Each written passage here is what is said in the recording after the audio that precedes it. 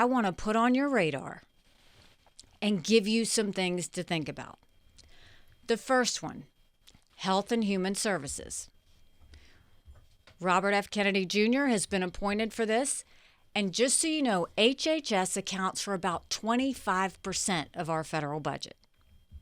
It oversees 13 operating divisions with more than 80,000 employees. It includes the FDA, the National Institutes of Health, and the Centers for Disease Control and Prevention. So who is RFK Jr.? He's not a health guy.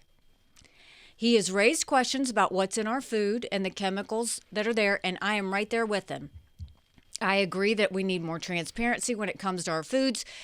We need more transparency when it comes to vaccinations, but those are his views. That's not his background.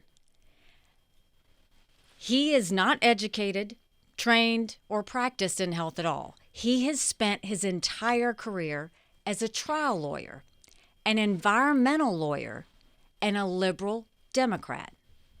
Here's some things he's fought for in his career.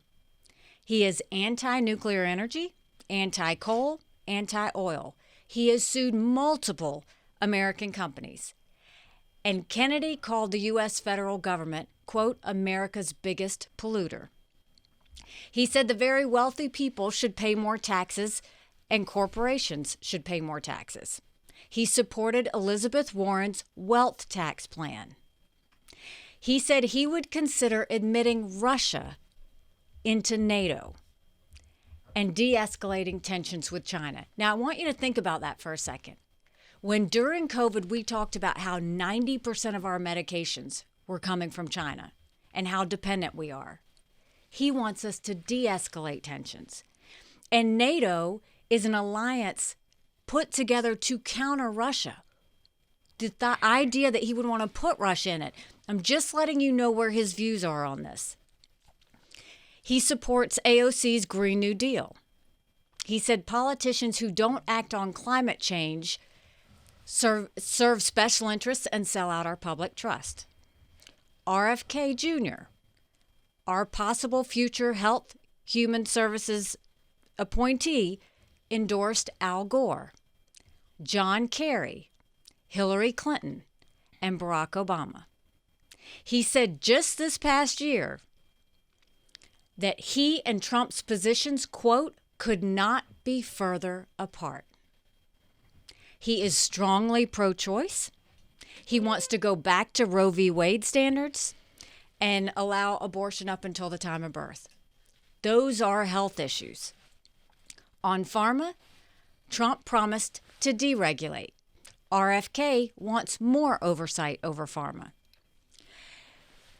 I understand he wants to raise awareness on chemicals in food and vaccinations. But then let him be a health advisor. Why are we putting someone that's so ideologically opposed to Donald Trump's views and Republican views? Why do we want to do that? But what else do we know about his views? The summary of it all, he's a liberal Democrat, environmental attorney, trial lawyer, who will now be overseeing 25% of our federal budget and has no background in healthcare. So some of you may think RFK is cool. Some of you may like that he questions what's in our food and what's in our vaccines. But we don't know, when he is given reins to an agency, what decisions he's going to make behind the scenes. And the Senate needs to ask the hard questions to him before we go and approve him.